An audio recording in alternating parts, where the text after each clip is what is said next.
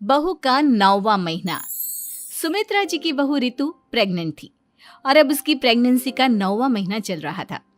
रितु का पति देवेश उसका काफी अच्छे से ख्याल रखता था, लेकिन प्रेगनेंसी अपने आप में ही एक अलग ही वक्त होता है जब एक औरत कई तरह के बदलावों से गुजरती है। शरीर के साथ साथ उसके अंदर बहुत सारे इमोशनल चेंजेस भी आते हैं और रितु इन सब चीजों से गुजर रही थी। इसीलिए कई बार वो बहुत परेशान हो जाती थी। उसे बार बार बहुत मुश्किलों का सामना करना पड़ रहा था। एक दिन अचानक शाम के वक्त रितु जोर जोर से रोने लगी। अरे रितु बेटा, क्या हुआ? तुम रो क्यों रही हो? कुछ नहीं मम्मी जी, बस बहुत परेशान हो रही हूँ मैं। हाँ बेटा, वो तो मुझे भी दिख रहा है, तभी तो रो रही हो तुम। लेकिन परेशानी के पीछे की वजह तो बताओ, आखिर बात क्या है? किसी ने कुछ कहा क्या तुमसे? नहीं मम्मी जी, किसी ने कुछ भी नहीं कहा, बस ऐसे ही मेरा मन कर रहा है रोने का। अरे बेटा, ये क्या बात हुई? रोने का मन कर रहा है? अरे तुम माँ बनने वाली हो, अगर इस तरह रहोगी ना तो बच्चा भी रोने वाले नेचर का पैदा होगा। तो फिर मैं क्या करूं मम्मी जी? मुझे बता अपने दिल की बात, मेरे साथ शेयर कर कि क्या परेशानी है। वो क्या है ना मम्मी जी, मैं अपने पेट की तरफ देखती हूँ ना तो अजीब सी घबराहट होती है। अरे लेकिन क्यों बेटा? तुम्हारे पेट में तो तुम्हारा आने वाला बच्चा है, इसे देखकर तुम्हें खुश होना चाहिए। मम्मी जी वो क्या है ना, मेरा पेट इतना बड़ा हो गया है, शरीर की हालत ऐसी हो गई है तो सोच सोच कर डर लगता है कि मैं कभी फिर से पहले जैसी स्लिम और ब्यूटीफुल हो पाऊंगी क्या। अरे बेटा, ये तो कुछ दिनों की बात है, सब कुछ बिल्कुल पहले जैसा हो जाएगा। कुछ दिनों के बाद तुम्हें चिंता करने की कोई जरूरत नहीं होगी। रितु, क्या हुआ? तुम बार बार करवटें क्यों बदल रही हो? रात के 2 बज रहे हैं, सो जाओ ना अब। देवेश, नींद नहीं आ रही है, मैं ठीक से सो नहीं पा रही हूँ। अरे ये क्या, तुम तो उठकर बैठ गई। इस तरह बैठे बैठे पूरी रात बिताओगी क्या? क्या करूं देवेश, पेट की वजह से जैसे ही लेटती हूँ अजीब सा लगने लगता है, ठीक से सो भी नहीं पाती। तुम एक काम करो, अपने पेट के बगल में एक तकिया लगा लो, तुम्हें ठीक से नींद आ जाएगी। वो भी करके देख लिया, अब तो लगता है जब तक बच्चा इस दुनिया में नहीं आएगा मैं ठीक से सो भी नहीं पाऊंगी। रितु, बच्चा आने के बाद कौन सा चैन की नींद सो पाओगी? कम से कम अब तो आराम कर लो। तुम सो जाओ देवेश, मैं बैठे बैठे ही अपनी नींद निकाल लूंगी। और फिर कुछ दिन के बाद सुमित्रा जी के घर पर कुछ परिचित लोग मिलने के लिए आते हैं। मम्मी जी, आप उन लोगों के साथ बैठकर बातें करिए, मैं सबके लिए चाय बना देती हूँ। अरे नहीं नहीं बेटा, मैं कर लूंगी, अभी तुम्हारी तबीयत ठीक नहीं है ना, तुम आराम करो। अरे मम्मी, घर के छोटे मोटे काम तो मैं करती हूँ ना, चाय बनाने में कैसी प्रॉब्लम? अच्छा ठीक है, अगर कोई परेशानी नहीं है तो बना दो चाय। अरे ये क्या बात है सुमित्रा जी, आप तो दादी बनने वाली हैं। हाँ जी, बस ठीक ठाक तरीके से मेरा पोता या पोती इस दुनिया में आ जाए तो चैन हो जाए। सही कहती हैं बहन जी, एक औरत के लिए ये वक्त बहुत मुश्किल होता है। वैसे बहू की तबीयत तो ठीक है ना? हाँ हाँ, तबीयत तो ठीक है, बस ऐसे ही थोड़ी बहुत परेशानी है जो इस वक्त होती है, उसी से गुजर रही है। पहली बार माँ बन रही है ना, कभी कभी परेशान हो जाती है।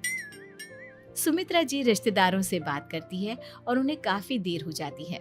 रिश्तेदारों के जाने के बाद, अरे रितु बेटा, तुम अभी तक किचन में काम कर रही हो? मैंने तुम्हें मना किया था ना, इतनी देर खड़े रहने की क्या जरूरत थी?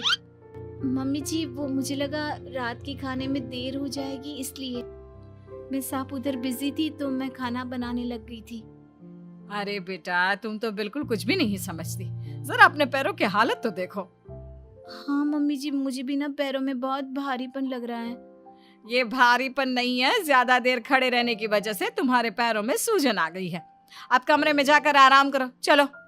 और सुनो, अपने पैरों के नीचे ना तकिया लगा लेना, सर के नीचे मत लगाना, ठीक है? अपने कमरे में जाने के बाद यार ये प्रेगनेंसी भी कितनी अजीब चीज है, कभी रोने का मन करता है, कभी हंसने का। घर में सब मुझे बहुत प्यार करते हैं, लेकिन प्रेगनेंसी की जो प्रॉब्लम्स मैं फेस कर रही हूँ वो मैं किसी को नहीं समझा सकती। ये सब कब ठीक होगा? और फिर एक रात अचानक रितु नींद में उठकर बैठ जाती है और अपने पूरे शरीर पर खुजली करने लगती है। देवेश की आंख खुलती है और वो रितु को इस तरह खुजली करते हुए देखता है। अरे क्या हुआ रितु, तुम ठीक तो हो ना? पता नहीं क्यों देवेश, लेकिन अचानक से पूरे शरीर में खुजली हो रही है। दिखाओ जरा मुझे। अरे लेकिन तुम्हारे शरीर पर तो कोई मच्छर के काटने की या किसी तरह के रैशेस भी नहीं है, फिर खुजली क्यों हो रही है? लगता है ये भी प्रेगनेंसी की कोई नई प्रॉब्लम है। अरे अरे परेशान मत हो, मैं मम्मी को बुला कर लाता हूँ। सुमित्रा जी के आने के बाद अरे क्या बात है बेटा, इस तरह क्यों खुजली कर रही हो? अचानक से क्या हो गया तुम्हें?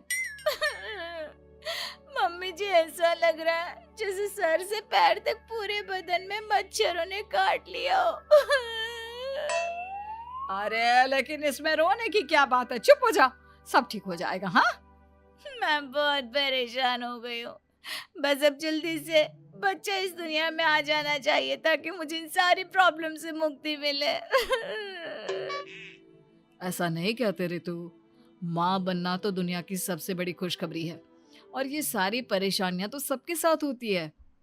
जानती हूँ, लेकिन फिर भी क्या करूँ, रात को सो नहीं सकती, कभी पेट भर के खाना खा लेती हूँ तो उल्टी करने का मन करता है, ज्यादा देर खड़ी हो जाती हूँ तो पैर में सूजन आ जाती है, ज्यादा देर बाहर घूमने भी नहीं जा सकती वरना टॉयलेट की प्रॉब्लम।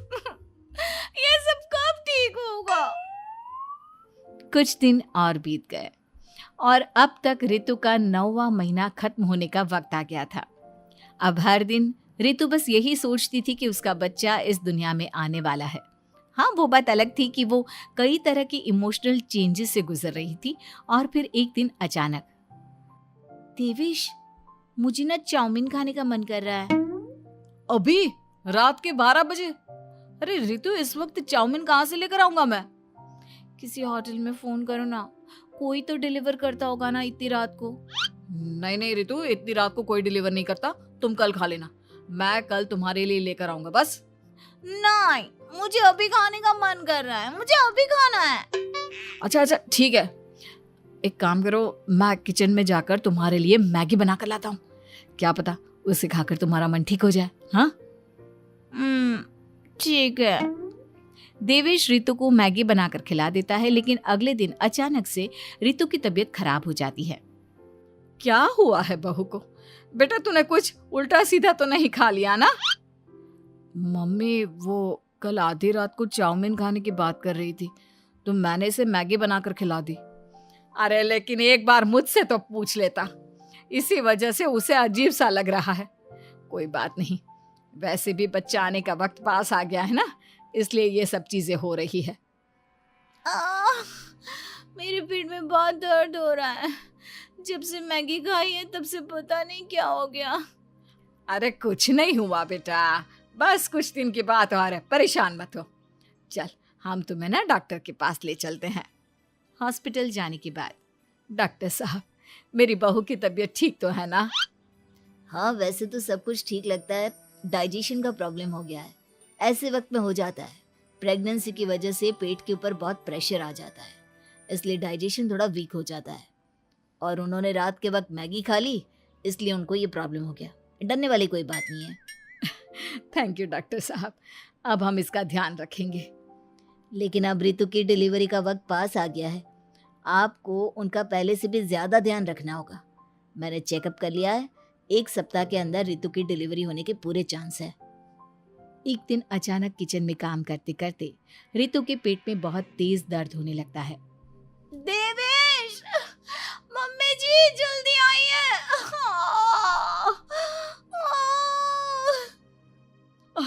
अरे क्या हुआ बहू, क्या हुआ तुम्हें? बहुत दर्द हो रहा है मम्मी, मेरे पेट में बहुत तेज दर्द हो रहा है, मुझसे खड़ा भी नहीं रहा जा रहा। इधर आ जाओ रितु, मैं तुम्हें बेड पर लिटा देता हूँ, सब ठीक हो जाएगा।